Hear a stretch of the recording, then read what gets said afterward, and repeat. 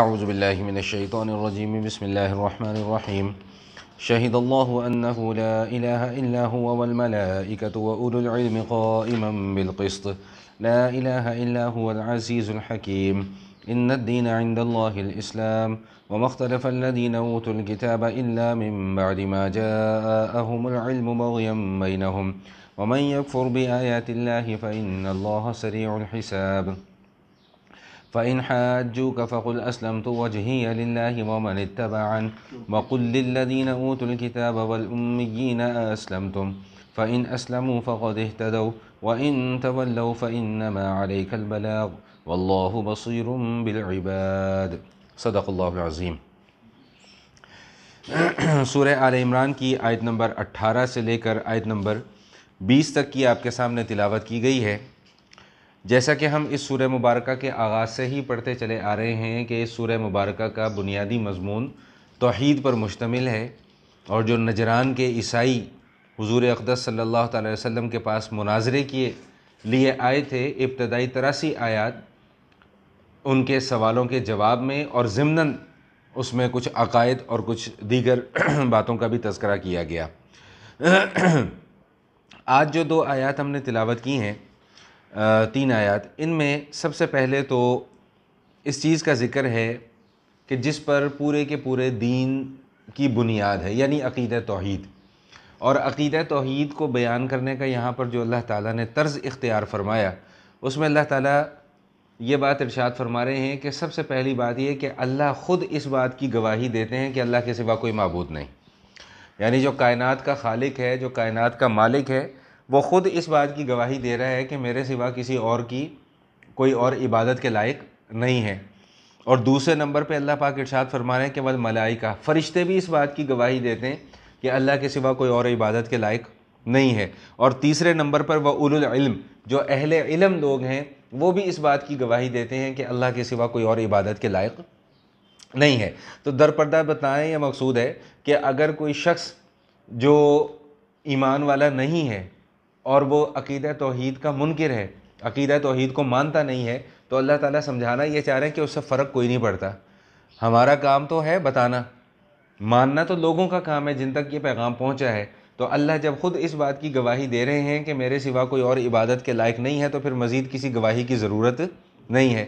اور اولو العلم سے علماء نے لکھا ہے کہ مراد یہاں سے انبیاء کرام ہیں، کہ اللہ تعالیٰ نے انبیاء کرام کو اس دنیا کے اندر بھیجا، اور اسی عقیدے کے پرچار کے لیے، اسی عقیدے کی تبلیغ کے لیے کہ بار بار جا کر لوگوں کو یہی بتائیں کہ یہ بتوں کی عبادت کچھ نہیں ہے، دیگر جو تم سورج کو پوجتے ہو، چاند کو پوجتے ہو، کوئی کسی چیز کو پوج رہا ہے، کوئی کسی چیز کو پوج رہا ہے، تو ان کی کوئی حقیقت در اصل میں نہیں ہے۔ حقیقت اسی ذات کی ہے کہ جس نے اس پوری کی پوری کائنات کی تخلیق فرمائی ہے۔ ایک چیز تو یہاں پر یہ سمجھنے کی ہے۔ دوسری چیز جو سمجھنے کی ہے وہ یہ کہ اللہ تعالیٰ ارشاد فرما رہے ہیں ان الدین عند اللہ الاسلام، کہ دین اللہ کے نزدیک جو ہے وہ پسندیدہ مذہب وہ اسلام ہے، یہ سمجھ لیں۔ دیکھیں، ہم 2-3 الفاظ استعمال کرتے ہیں۔ ایک لفظ ہم استعمال کرتے ہیں دین، ایک لفظ ہم استعمال کرتے ہیں ایمان، اور ایک لفظ ہم استعمال کرتے ہیں اسلام۔ ان تینوں میں تھوڑا تھوڑا فرق ہے، اس فرق کو اچھے طریقے سے ذہن نشین کر لیجئے۔ سب سے پہلے جو لفظ استعمال ہوتا ہے وہ ہے دین۔ دین سے مراد وہ قوانین ہیں کہ جن کے تحت ہمیں زندگی گزارنے کا پابند کیا گیا۔ دین سے مراد وہ قوانین ہیں، وہ اصول ہیں جن کے تحت ہمیں زندگی گزارنے کا پابند کیا گیا۔ ایمان سے مراد کیا ہے کہ وہ جو قوانین اور اصول جو ہمیں بتائے گئے ہیں ان کو ماننا۔ اور ایمان میں نے پہلے بھی آپ کو بتایا تھا کہ 2 چیزوں کا نام ہے، اقرار باللسان و تصدیق بالقلب، کہ زبان سے اقرار کر لینا اور دل کی تصدیق کر لینا، اس چیز کا نام ایمان ہے۔ اور تیسرے نمبر پہ لفظ استعمال ہوتا ہے اسلام۔ اسلام سے مراد وہ طریقہ کار ہے جن چیزوں کو ہم نے مانا، ان کو اپنے جسم کے جو اعضاء ہیں ان سے عمل میں لے کر آنا، اس چیز کا نام اسلام ہے۔ گویا کہ اگر میں اور اس کو آسان لفظوں میں آپ کو سمجھانے کی کوشش کروں کہ ایمان نام ہے ماننے کا، اور اسلام نام ہے ان جن چیزوں کو مانا ان پر عمل کرنے کا۔ میرا خیال ہے اب بات سمجھ میں آ گئی ہوگی کہ ایمان نام کیا ہے؟ ماننا، یقین کر لینا، اور اسلام کس چیز کا نام ہے کہ جن چیزوں پر یقین کیا ان کے اوپر آنکھیں بند کر کے عمل کر لینا۔ تو اس لیے اللہ تعالیٰ فرما رہے ہیں ان الدین عند اللہ اسلام، کہ دین ہمیشہ سے اللہ کے نزدیک اسلام ہی رہا ہے۔ اور یہ بات بھی سمجھ لیں کہ سیدنا آدم علیہ السلام سے لے کر حضور اقدس صلی اللہ تعالی علیہ وسلم تک جتنے بھی انبیاء کرام اس دنیا کے اندر تشریف لائے ہیں، ان سب کا مذہب اسلامی تھا۔ گو کہ ان کی جو شریعتیں تھیں ان پر عمل کرنے کے طریقہ کار مختلف تھا، لیکن مذہب سب کا اسلامی تھا۔ جیسا کہ موسیٰ علیہ السلام کی شریعت میں 3 نمازیں فرض تھیں، ہمارے اوپر 5 نمازیں فرض ہیں۔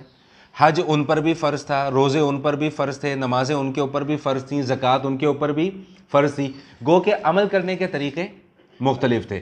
تو مذہب ہمیشہ سے اللہ کے ہاں ایک ہی رہا ہے اور وہ اسلام رہا ہے۔ ان الدین عند اللہ الاسلام، اللہ پاک نے اسی چیز کو یہاں پر بیان فرمایا۔ اب اس کو ریلیٹ کرتے ہیں ہم اسی مضمون سے جو ہم شروع سے پڑھتے چلے آ رہے ہیں، کہ وہ جو عیسائی حضور کی خدمت میں حاضر ہوئے تو انہوں نے جب بحث و مباحثہ حضور سے کرنا چاہا تو نبی علیہ السلام نے فرمایا کہ اسلموا، اسلام قبول کرو۔ انہوں نے کہا جی اسلمنا، ہم تو پہلے سے مسلمان ہیں۔ تو نبی کریم علیہ السلام نے ارشاد فرمایا کہ کیف یصح اسلامکم، کہ تمہارا اسلام کیسے ٹھیک ہو سکتا ہے جب کہ تم 3 غلط کام کرتے ہو۔ نمبر 1، انتم تثبتون ولد اللہ، تم اللہ کے لیے اولاد ثابت کرنے کی کوشش کرتے ہو۔ اور مسلمان تو وہ ہوتا ہے جو اللہ کے متعلق کیا عقیدہ رکھتا ہے کہ اس کی نہ کوئی بیوی ہے نہ اس کی کوئی اولاد ہے۔ دوسرے نمبر پر تعبدون الصلیب، تم صلیب کی پوجا کرتے ہو۔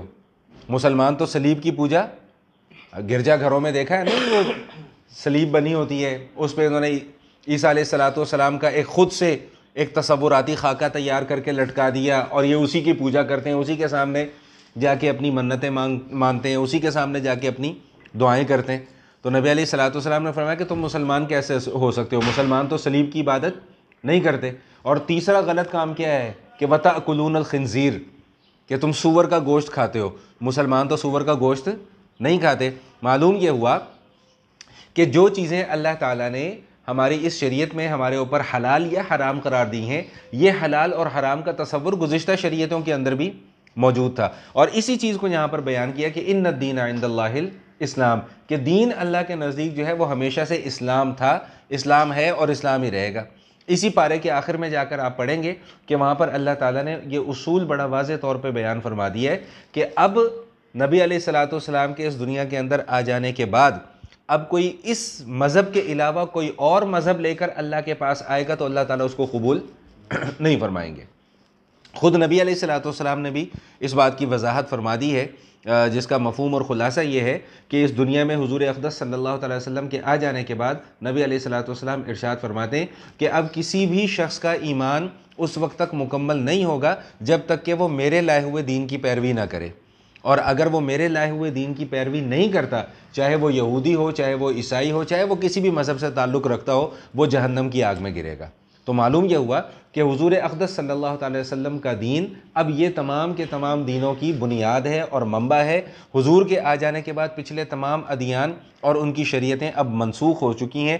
آج کی تاریخ میں اگر کوئی شخص یہ دعویٰ کرتا ہے کہ میں مسلمان ہوں تو اس کا اسلام تبھی قابل قبول ہوگا، تبھی قابل عمل تصور کیا جائے گا جب وہ نبی اقدس صلی اللہ تعالیٰ علیہ وسلم کی تعلیمات کے مطابق اس دین کو لے کر آئے گا۔ تو یہاں پر اللہ تعالیٰ نے اسی چیز کو بیان فرمایا، اور اس کے ساتھ ساتھ یہاں پر ان کا جو سبب تھا اسلام قبول نہ کرنے کا وہ بھی بیان کر دیا۔ ہم سورہ بقرہ کے اندر بھی پڑھ کر آ چکے ہیں کہ چاہے یہودی تھے چاہے عیسائی تھے، الذین یعرفونہ کما یعرفون ابناءہم، کہ حضور اقدس صلی اللہ تعالی وسلم کو یہ اس طرح پہچانتے تھے جس طرح اپنی اولاد کو پہچانتے ہیں، لیکن ایمان قبول نہیں کرتے تھے۔ یہاں پر بھی آج اس کی وجہ بتائی جا رہی ہے کہ یہ ایمان قبول کیوں نہیں کرتے تھے۔ اللہ تعالیٰ ارشاد فرما رہے ہیں بغیم بینہم، صرف حسد کی وجہ سے، صرف بغض کی وجہ سے، صرف اپنی ضد کی وجہ سے یہ لوگ ایمان قبول نہیں کرتے تھے، وگرنہ جانتے یہ سب تھے کہ یہی نبی آخری نبی ہیں۔ حضور اقدس صلی اللہ تعالی وسلم کی آپ سیرت کو پڑھتے ہیں، آپ نے بھی کتابیں بھی پڑھی ہوں گی، علماء کرام سے سنا بھی ہوگا کہ حضور علیہ السلام کے جو بچپن کے حالات زندگی لکھے ہوئے ہیں، بچپن میں ہی یہ لوگ دیکھ کر حضور کو پہچان جاتے تھے کہ یہ اللہ کا نبی ہے، اسی شخص نے، اسی بچے نے جا کر آگے جا کر آخری نبی بننا ہے۔ یعنی اتنی علامات ان کی کتابوں میں لکھی ہوئی تھیں، لیکن کیا تھا کہ صرف اپنی ضد کی بنیاد پر نبی اقدس صلی اللہ علیہ وسلم کی نبوت کو ماننے کو تیار نہیں تھے۔ تو اس سے ہمیں ایک دوسری بات یہ بھی معلوم ہو گئی کہ ایمان محض جاننے کا نام نہیں ہے، ایمان ماننے کا نام ہے۔ جانتا تو ابو جہل بھی تھا، ابو جہل کے پاس بہت علم تھا، ابو لہب بھی جانتا تھا، اس کے پاس بھی بہت علم تھا، لیکن وہ دونوں جہنم کا ایندھن کیوں بن رہے ہیں؟ اس لیے کہ وہ مانتے نہیں تھے۔ باقی جن لوگوں نے ایمان قبول کیا انہوں نے جاننے کے ساتھ ساتھ مان بھی لیا۔ بات سمجھ میں آ گئی کہ نہیں آ گئی؟ تو ایمان محض جاننے کا نام نہیں ہے، بلکہ ایمان کس چیز کا نام ہے؟ ماننے کا نام ہے۔ تو دو باتیں یہاں پر جو ہیں وہ بیان فرما دی ہیں، اور اس کے بعد ان سے جو گفتگو ہوئی اور ان سے جو بحث و مباحثہ چلتا رہا، اللہ تعالیٰ نے اس کا بڑا سیدھا سیدھا سے جواب دے دیا کہ بھئی اگر یہ لوگ آپ سے کوئی بہت زیادہ بحث اور مباحثہ کرنے کی کوشش کرتے ہیں تو آپ ان کو یہ کہہ دیجئے کہ بھئی میں تو اللہ کی بارگاہ میں نے فرما برداری اختیار کر لی ہے۔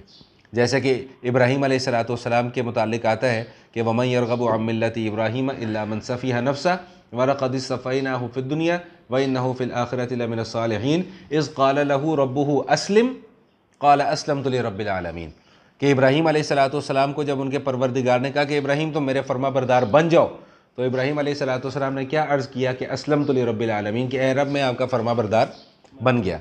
تو نبی اقدس صلی اللہ علیہ وسلم کو بھی یہاں پر یہی تلقین کی جا رہی ہے کہ فَإِنْ حَاجُّوكَ، اگر یہ آپ سے بہت زیادہ بحث و مباحثہ کرتے ہیں تو پھر آپ ان سے کہہ دیجئے کہ اسلمت وجہی للہ، کہ میں تو اللہ کے لیے میں اس کا فرما بردار اور تابع بن چکا ہوں، اور جو لوگ میری اتباع کریں گے وہ بھی اس کے تابع اور فرما بردار بن چکے ہیں۔ تو معلوم کیا ہوا کہ نبی کریم علیہ الصلوۃ والتسلیم کی بات کو ماننا ایسا ہی ہے جیسا کہ اللہ کی بات کو ماننا۔ حضور اقدس صلی اللہ علیہ وسلم ارشاد فرماتے ہیں کہ کل امتی یدخلون الجنۃ الا من ابا، او کما قال، کہ میرا ہر امتی جنت میں داخل ہوگا، کہ جس نے ہر امتی جنت میں داخل ہوگا سوائے اس کے من ابا، جس نے انکار کیا۔ صحابہ نے عرض کیا کہ من یا ابا یا رسول اللہ، کہ انکار کرنے والا کون ہے؟ جب ہم انکار کا لفظ استعمال کرتے ہیں تو ہمارا تصور فوراً کس بات کی طرف جاتا ہے کہ جی جس نے اللہ کا انکار کر دیا۔ تو نبی علیہ السلام نے اس تصور کو اور وسیع فرمایا، اس مفہوم کو اور وسیع کر کے بیان فرمایا کہ نہیں صرف جو اللہ کا انکار کرتا ہے وہ انکار کرنے والا نہیں ہے۔ نبی علیہ السلام نے ارشاد فرمایا کہ ومن عصانی فقد ابا، جس نے میری نافرمانی کی اس نے انکار کیا۔ یہ حدیث ہم سب کے لیے ایک لمحہ فکری ہے کہ ویسے تو ہم سارے کے سارے عشق نبی کے بھی دعوے دار ہیں، محبت رسول کے بھی دعوے دار ہیں، لیکن صرف عشق اور محبت کے دعوے کر لینا یہ کافی نہیں ہے جب تک کہ عملی زندگی میں دین نہ آ جائے۔ تو حضور اقدس صلی اللہ علیہ وسلم تو بڑا واضح طور پہ ارشاد فرما دے کہ ومن عصانی فقد ابا، جس نے میری ایک بھی بات کی نافرمانی کی اس نے میرا انکار کیا۔ اب یہ میرے اور آپ کے لیے ایک لمحہ فکری ہے کہ ہمیں بیٹھ کر سوچنا چاہیے کہ ہم اپنی پوری زندگی میں نبی اقدس صلی اللہ علیہ وسلم کی کتنی تعلیمات پر عمل پیرا ہیں اور کتنی تعلیمات پر عمل پیرا نہیں ہے۔ جن تعلیمات پر ہم عمل کر رہے ہیں اس پر اللہ کا شکر ادا کرنا چاہیے، اور جن تعلیمات پر ہم عمل نہیں کر پا رہے اس پہ ہمیں اللہ سے توبہ اور استغفار کرنی چاہیے، اور آئندہ ان تعلیمات پر عمل کرنے کی ٹھان لینی چاہیے۔ یاد رکھیے گا ہم بار بار اسی مضمون کو پڑھتے چلے آ رہے ہیں کہ دنیا میں رہنا یہ ہمارا مقصد نہیں ہے، یہ ہماری ایک ضرورت ہے، اور اس ضرورت کو پورا کرنے کے لیے ہم اس دنیا کے اندر آئے ہیں۔ اصل مقصد ہمارا آخرت ہے کہ ہمیں آخرت میں جا کے اللہ کی بارگاہ میں پیش ہونا ہے، وہاں پر جا کر سوال و جواب کا سلسلہ ہونا ہے، اور اپنی زندگی کا کٹا چھٹا جو ہے وہ ہم نے اللہ کے سامنے جا کر پیش کرنا ہے۔ اس لیے بہتر یہی ہے، عافیت اسی کے اندر ہے کہ یہ جو 60-70 سال کی 80 سال کی جو زندگی ہے، اس دنیا کی مختصر سی زندگی کے لیے ہمیشہ کی آخرت کو خراب نہ کیا جائے، کیونکہ وہاں کا معاملہ بہت سخت ہے، وہاں کا معاملہ بہت ٹیڑھا ہے۔ اللہ نہ کرے، اللہ تعالیٰ ہم سب کو محفوظ فرمائے اور ایمان کی حالت میں اللہ ہمیں اس دنیا سے لے کے جائے۔ حضور اقدس صلی اللہ علیہ وسلم دعا مانگ رہے ہیں اللہم حاسبنی حسابا یسیرا، کہ اللہ میرا حساب کتاب آسان کر دیں۔ تو امی عائشہ پوچھتے ہیں کہ یا رسول اللہ آسان حساب کتاب کیا ہے؟ فرمایا آسان حساب کتاب یہ ہے کہ حساب کتاب ہو ہی نہ، وگرنہ جس سے پوچھ تاچھ شروع ہو گئی وہ پھر بچ نہیں سکتا۔ اللہ کے سوالوں کا کون جواب دے سکتا ہے؟ کسی کے اندر اتنی قوت یا ہمت یا استطاعت ہے کہ اللہ تعالیٰ اگر پوری زندگی کے نہیں، زندگی کے صرف کسی ایک لمحے کے متعلق پوچھ لیں تو ہم اس کا جواب نہیں دے سکتے۔ تو بہرحال یہاں پر بتایا گیا کہ اگر وہ آپ سے بحث و مباحثہ کرتے ہیں تو پھر آپ ان کو کہہ دیجئے کہ بھئی میں بحث و مباحثہ نہیں کرنا چاہتا، انی اسلمت وجہی للہ، میں تو اللہ کا فرما بردار ہو گیا ہوں۔ تمہاری عقل میں بات آتی ہے تو ٹھیک ہے، نہیں آتی ہمارا اس سے کوئی لینا نہیں، ہم تو اللہ کے حضور میں پیش ہوں گے اور فرما برداری کی حالت میں پیش ہوں گے۔ فَإِنْ أَسْلَمُوا فَقَدِ اهْتَدَوْا، ساتھ ساتھ اللہ نے ان کو بھی تبلیغ بھی کر دی، تلقین بھی کر دی کہ اگر تم بھی اسلام قبول کر لو گے تو ہدایت پا جاؤ گے۔ وہی بات جو میں نے ابھی تھوڑی دیر پہلے عرض کی کہ اب اس وقت ہدایت پر کون سمجھا جائے گا؟ وہی سمجھا جائے گا جو نبی علیہ الصلوۃ والسلام کی شریعت کی اتباع کرے گا، چاہے وہ عیسائی ہو، چاہے یہودی ہو، چاہے کسی بھی مذہب سے تعلق رکھتا ہو، اس کا مذہب قابل قبول اور قابل اعتبار اس وقت تک نہیں ہوگا جب تک کہ وہ نبی علیہ الصلوۃ والسلام کی نبوت، رسالت اور شریعت پر عمل پیرا نہیں ہو جاتا اور اس کو مان نہیں لیتا۔ ان 3 آیات میں اسی مضمون کو بیان کیا گیا۔ آئیے اب ذرا الفاظ کی طرف توجہ کر لیں۔ فرمایا شہید اللہ، صفحہ نمبر 124، شہید اللہ، اللہ گواہی دے رہے ہیں۔ کیا گواہی دے رہے ہیں؟ انہ لا الہ الا ہو، کہ اللہ کے سوا کوئی اور عبادت کے لائق نہیں ہے، والملائکہ، اور فرشتے بھی اس بات کی گواہی دے رہے ہیں، وَأُولُو الْعِلْمِ، اور اہل علم نے بھی اس بات کی گواہی دی، یعنی انبیاء کرام نے بھی اسی بات کی گواہی دی، قائمًا بالقسط، وہ اللہ کی ذات جو ہے قائمًا بالقسط، انصاف کے ساتھ قائم ہے، یعنی اس نے انصاف کے تمام تقاضوں کو پورا کیا ہوا ہے۔ اب اللہ پر فرماتے ہیں وَمَا رَبُّكَ بِظَلَّامٍ لِّلْعَبِيدِ، کہ تمہارا رب جو ہے تمہارے بندوں، اپنے بندوں کے اوپر ظلم کرنے والا نہیں ہے، جو نیک اعمال لے کر آئے گا اسے جزا ملے گی، اور جو برے اعمال لے کر آئے گا اسے سزا ملے گی۔ لا الہ الا ہو، پھر دوبارہ تلقین کی جا رہی ہے کہ اللہ کے سوا کوئی معبود نہیں ہے۔ العزیز، وہ سب کچھ کر سکتا ہے۔ عزیز کا معنی کیا ہوتا ہے؟ غالب، غالب کا معنی وہ سب کچھ کر سکتا ہے۔ الحکیم، کب کرنا ہے یہ بھی وہی جانتا ہے۔ میرا خیال ہے کہ بات سمجھ میں آ گئی ہوگی کہ اللہ تعالیٰ حکیم بھی ہیں، کس وقت کیا کرنا ہے یہ بھی اللہ ہی جانتے ہیں، ہمیں نہیں پتا کس وقت کیا ہونا ہے کیا نہیں ہونا۔ ان الدین عند اللہ الاسلام، بے شک دین اللہ کے نزدیک جو ہے وہ اسلام ہی ہے۔ ومختلف الذین اوتوا الکتاب، اور اہل کتاب میں سے جن لوگوں نے اختلاف کیا، الا من بعد ما جاءہم العلم، علم آ جانے کے بعد بھی انہوں نے اختلاف کیا، اس کی وجہ کیا ہے؟ بغیم بینہم، صرف ضد ہے ان کی، نبی علیہ الصلوۃ والسلام سے جو ضد لگا کر بیٹھے ہوئے ہیں، اس ضد کی وجہ سے یہ لوگ ایمان قبول نہیں کرتے۔ ومن یکفر بآیات اللہ، اور جو اللہ کی آیات کا انکار کرے گا، فإن اللہ سریع الحساب، تو اللہ تعالیٰ بہت جلد حساب لینے والے بھی ہیں۔ اللہ صرف غفور الرحیم ہی نہیں ہے، اللہ سریع الحساب بھی ہیں۔ فَإِنْ حَاجُّوكَ، اس کے باوجود بھی اگر یہ لوگ آپ سے جھگڑا کریں تو فقل، آپ کہہ دیجئے اسلمت وجہی للہ، میں نے اللہ کی رضا کے لیے سر تسلیم خم کر دیا، یعنی اللہ کے سامنے میں جھک گیا، اللہ کی باتوں کو میں نے مان لیا۔ وَمَنِ اتَّبَعَنِ، اور جس نے میری پیروی کی وہ بھی اسی نہج کے اوپر ہے، یعنی وہ بھی اللہ کے سامنے جھک گیا ہے۔ وَقُلْ، اور آپ ان کو کہہ دیجئے لِلَّذِينَ أُوتُوا الْكِتَابَ، اہل کتاب کو کہہ دیجئے، وَالْأُمِّيِّينَ أَأَسْلَمْتُمْ، اور جو ان میں سے ان پڑھ لوگ ہیں ان کو بھی آپ کہہ دیجئے أَأَسْلَمْتُمْ، کیا تم اسلام قبول کر لیتے ہو؟ وہ واقعہ جو میں نے آپ کو بتایا کہ حضور نے فرمایا کہ اسلموا، اسلام قبول کر لو، نے کہا جی اسلمنا، ہم تو پہلے سے مسلمان ہیں۔ تو حضور نے فرمایا کہ تمہارا اسلام کیسے صحیح ہو سکتا ہے کہ انتم تثبتون ولد اللہ، اللہ کے لیے اولاد تجویز کرتے ہو، تعبدون الصلیب، صلیب کی پوجا کرتے ہو، تاکلون الخنزیر، خنزیر کھاتے ہو، تو مسلمان کیسے ہو سکتے ہو؟ مسلمان تو اس طرح کے کام نہیں کرتا۔ فَإِنْ أَسْلَمُوا، اب اگر وہ لوگ اسلام قبول کر لیں تو فَقَدْ اهْتَدَوْا، پھر وہ ہدایت یافتہ تصور کیے جائیں گے۔ وَإِنْ تَوَلَّوْا، اور اگر وہ اعراض کریں یا منہ پھیر لیں تو فَإِنَّمَا عَلَيْكَ الْبَلَاغُ، یہ ہے اصل بنیاد کہ آپ کا کام صرف پیغام پہنچا دینا ہے، بس زبردستی مسلمان بنانا آپ کا کام نہیں ہے۔ پیغام پہنچا دیا، جو مان لے فبیہا، جو نہیں مانتا اس کا معاملہ اس کے اوپر چھوڑ دیجئے۔ واللہ بصیر بالعباد، اور اللہ تعالیٰ اپنے تمام بندوں کے اوپر نگہبان ہے، سب کے اوپر نظر رکھے ہوئے، کسی کا کوئی عمل اللہ کی ذات سے پوشیدہ نہیں ہے۔ وآخر دعوانا ان الحمد للہ رب العالمین۔